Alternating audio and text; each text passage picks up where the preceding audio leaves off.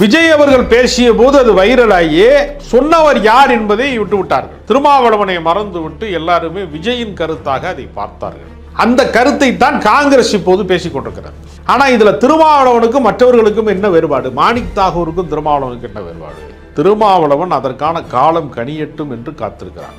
மாணிக் தாகூர் காத்திருக்கவில்லை. ரெண்டு பேருக்குள்ள வேறுபாடு. அவர்களை எதிர்க்க வேண்டிய, பாஜகவை எதிர்க்க வேண்டிய நேரத்தில் நீ திமுகவோட மண்டு கட்டிக்கிட்டு இருக்கிய மாணிக் தாகூர் திருப்பரங்குன்றம் பிரச்சனைக்கு களத்துக்கு வந்தாரா? டங்ஸ்டன் பிரச்சனைக்கு களத்துக்கு வந்தாரா? தமிழ்நாட்டிலே மீத்தேன் எடுக்கக்கூடாது என்கிற பிரச்சனைக்கு வந்தாரா? இவர்கள் 12 ஆண்டு காலமாக நடத்தக்கூடிய ஆட்சியின் அவலத்துக்கு எதிராக நீங்கள் களத்திலே நிற்பதற்கு பதிலாக காங்கிரஸ் கட்சி திமுகவோடு சண்டை ஓடுவதற்கு வருகிறார்கள். எப்படி சரியா இருக்க முடியும்? மாதத்துக்கு ஒரே ஒரு நாள் 5 டைலாக் 10 டைலாக் மனப்பாடம் பண்ணிட்டு 15 நிமிஷம் பேசுறதுக்கு பல மாதம் ட்ரைனிங் எடுக்கிறாரு. அரசியல் என்பது அன்றாட நடவடிக்கை. மாதத்தில் ஒரு நாள் சாப்பிட்டா உடம்பு நல்லா இருக்குமா? மாதத்தில் ஒரு நாள் தான் அவங்க டீச்சர் வருவாங்க அந்த ஸ்கூலுக்கு, அப்படின்னா ஸ்கூல் விளங்குமா? மாதத்தில் ஒரு நாள் தான் நீங்கள் வேலைக்கு போனீங்கன்னா கம்பெனியில் சம்பளம் கொடுப்பானா? யாருக்குமே மாதத்தில் ஒரு நாள் என்பது விடுமுறை நாளாக இருக்கலாம், வேலை நாளாக இருக்க முடியுமா? நீ வேலை திட்டமே இல்லாதவன். காங்கிரஸுக்கும் தாவேகாவுக்கும் இருக்கக்கூடிய ஒரு பொருத்தப்பாடு என்னன்னா, ரெண்டு பேருமே களச்செயல்பாடே இல்லாமல் கனவு நிலைப்பாட்டில் நாங்கள் அப்படி வந்துடுவோம் இப்படி வந்துடுவோம்னு சொல்கிறது இருக்குல்ல, ரொம்ப வேடிக்கையானது, வினோதமானது.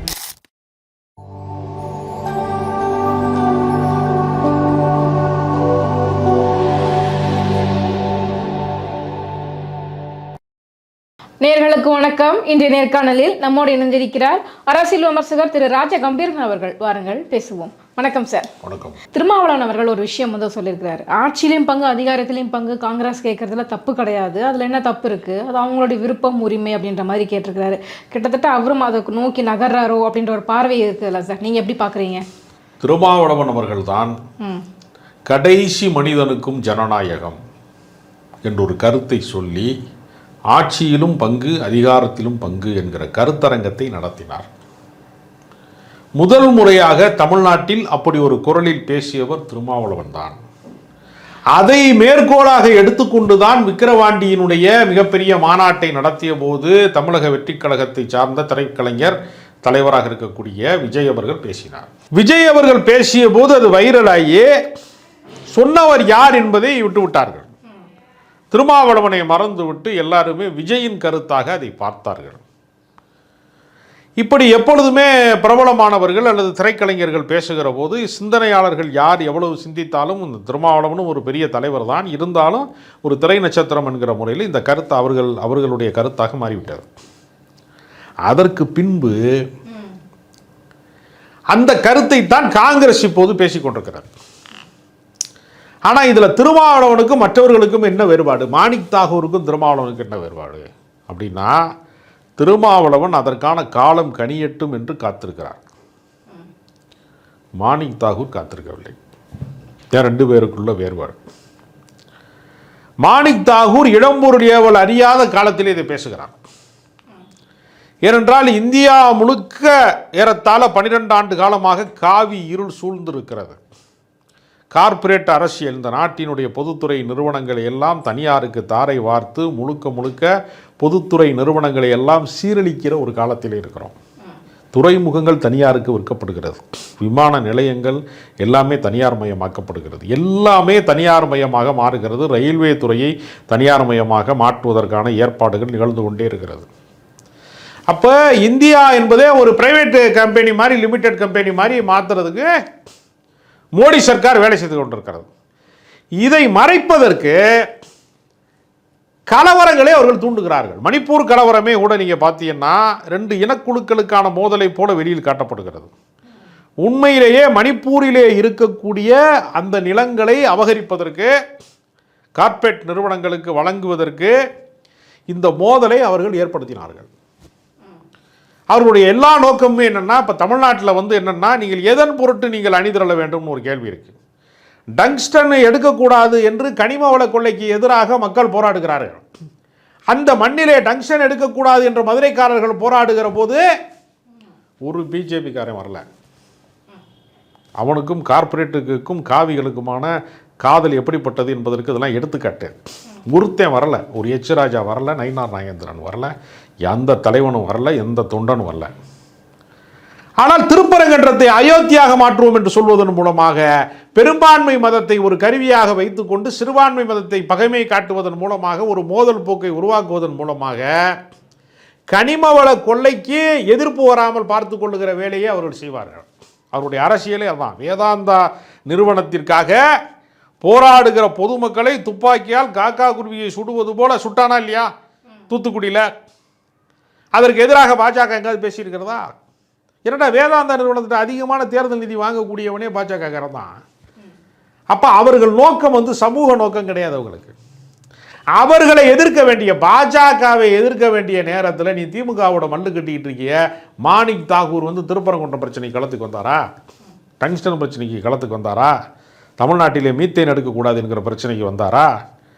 இவர்கள் 12 ஆண்டு காலமாக நடத்தக்கூடிய ஆட்சியின் அவலத்துக்கு எதிராக நீங்கள் களத்திலே நிற்பதற்கு பதிலாக காங்கிரஸ் கட்சி திமுகவோடு சண்டை ஓடுவதற்கு வருகிறார்கள். எப்படி சரியாக இருக்க முடியும்? ஆட்சியில் பங்கு, அதிகாரத்தில் பங்கு எப்போது தருவார்கள்? ஒரு பிரதான கட்சி, முதன்மை கட்சி பலவீனப்படுகிற போது, தோழமை கட்சி வலிமை அடைகிற போது, பிரதான கட்சிக்கு முதன்மை கட்சியினுடைய வலிமை குறைவை சரி கட்டுவதற்கு நாங்கள் இருக்கிறோம் என்று தோள் கொடுக்கிற போது ஆட்சியில் பங்கு, அதிகாரத்தில் பங்கு. மன்மோகன் சிங் ஆட்சியில் திமுக காரர்கள் மந்திரி சபையில் இருந்தாங்க, அமைச்சரவையில் இருந்தாங்கன்னா எப்போ இருந்தாங்க? சிங்கிள் மெஜாரிட்டி பெற முடியவில்லை, தனிப்பெரும்பான்மை பெற முடியவில்லை. அப்படிப்பட்ட சூழலில் திமுகவினுடைய துணை தேவைப்படுகிறது. அப்படிப்பட்ட சூழல் வருகிற போது தான் 55 ஆண்டு கால அரசியல் வரலாற்றிலே, அதுக்கு முன்பு கூட்டணி ஆட்சி இல்லை.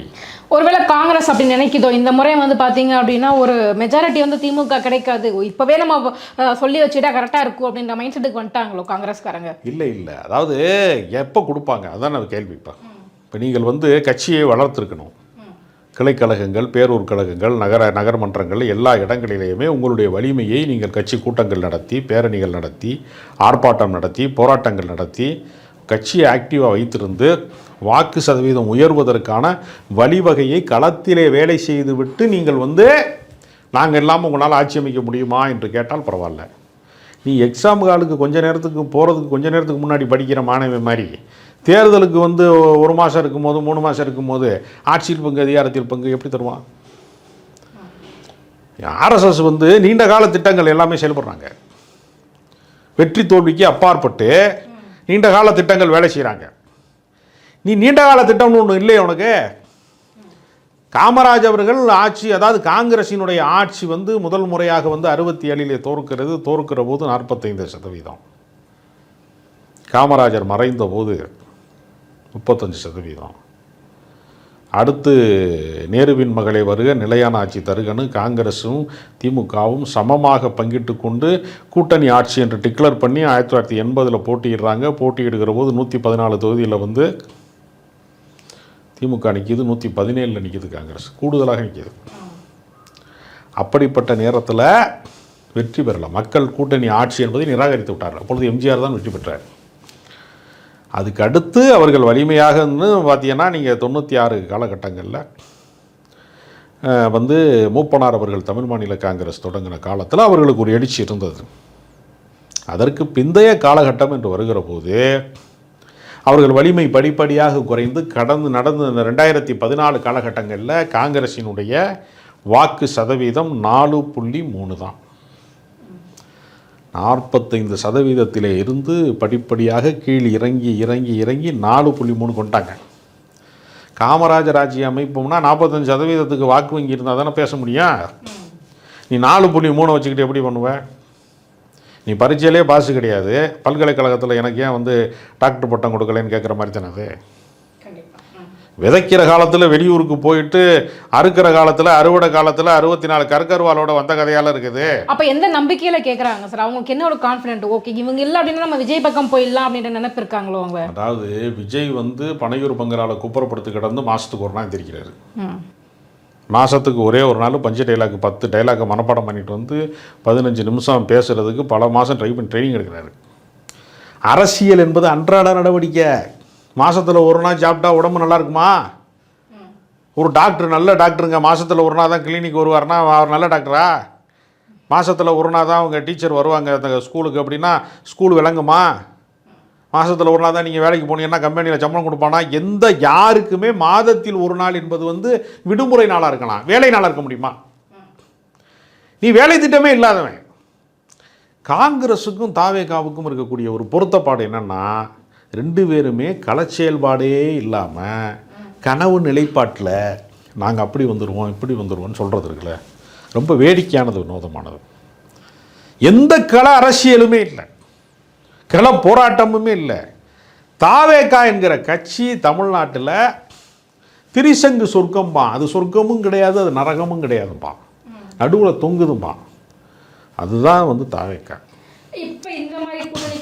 தாவேகாவை நம்பி அரசியல் அறிந்தவர்கள் யாருமே ஒரு கட்சி கூட கூட்டணிக்கு போகல. தனி நபர்களாக இருக்கிற செங்கோட்டையனும், தனி நபராக இருக்கக்கூடிய நாஞ்சில் சம்பத்தும், தனி நபர்களாக இருக்கக்கூடிய ஒரு சில நபர்களும் தான் போயிருக்கிறார்களே தவிர எந்த இயக்கமும் போகலை, எந்த கட்சியும் போகலை.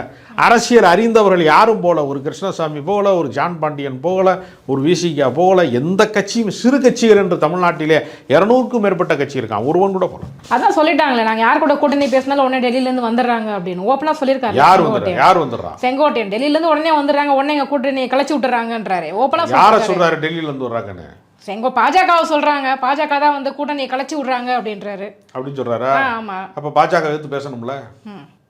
டெல்லியிலேருந்து கலைச்சி விட்றாங்கன்னு சொன்னால் உங்களுக்கு வலிமைப்படுத்த விடாமல், உங்கள் கட்சியை அதிகார மையத்துக்கு போக விடாமல் தடுக்கக்கூடிய எதிரி யாருங்கிறத நீங்கள் உலகத்துக்கு சொல்லணும்ல.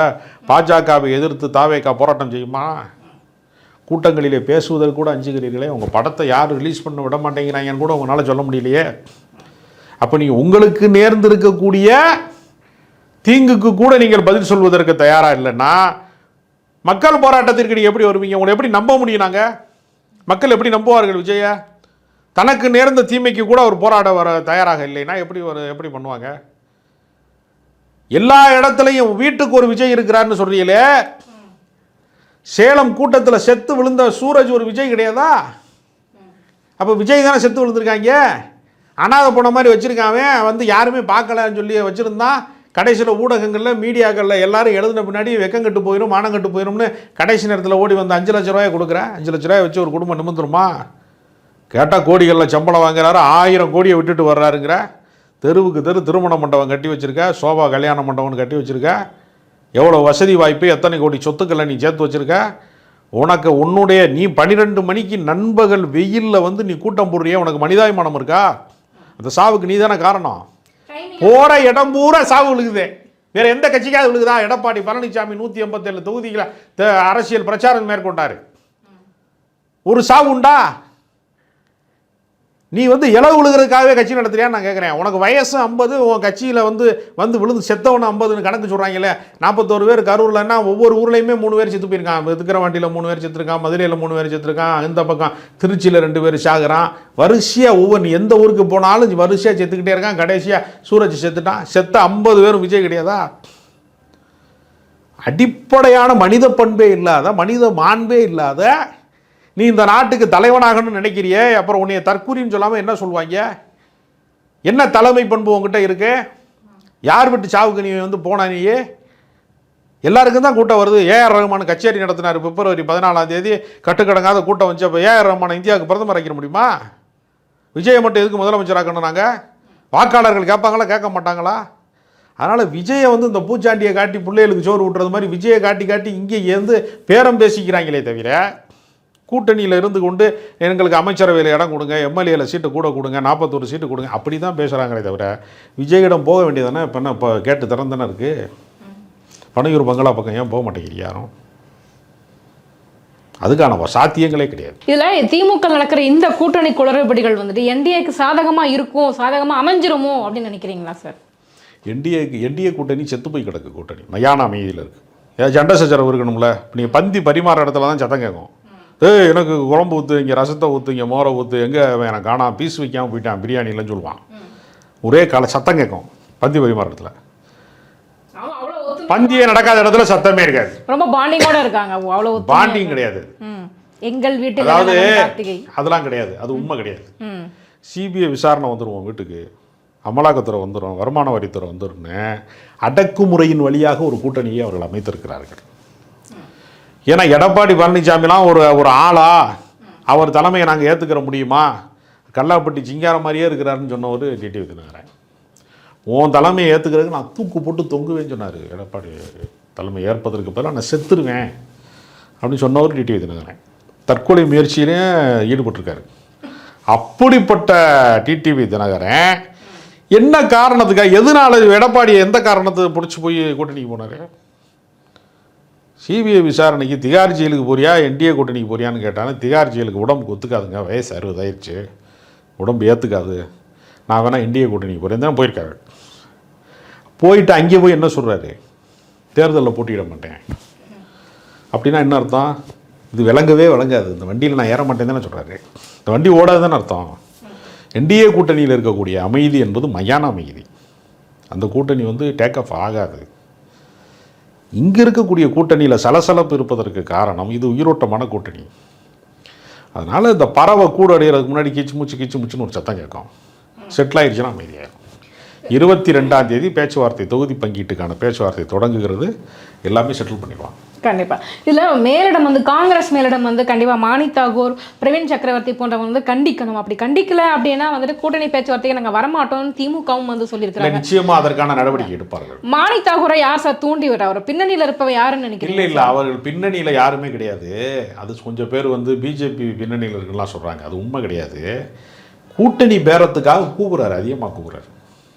நீ சந்த கடையில் கூவுறான்ல, என் கடைக்கு வாங்க, என் கடைக்கு வாங்க, வாங்க வாங்க வாங்க. அப்ப ராகுல் காந்தி கண்டிச்சிருக்கணுமே. அவரு கண்டிக்கிறதுனா அவங்க கட்சிக்கு கூட சீட்டு வாங்கி கொடுக்கறதுக்கு தானே கத்துறாரு. அதனால நீ அடிக்கிறது மாதிரி அடி, நான் அழுகிறது மாதிரி அழுகிறேன்னு ஒரு ட்ராமா தான் இது. இது அடிக்கவும் இல்லை, அழுகவும் இல்லை. அதனால் கூட்டணி பேரத்துக்காக கூவி கொண்டிருக்கிறார் மாணிக் தாகூர்.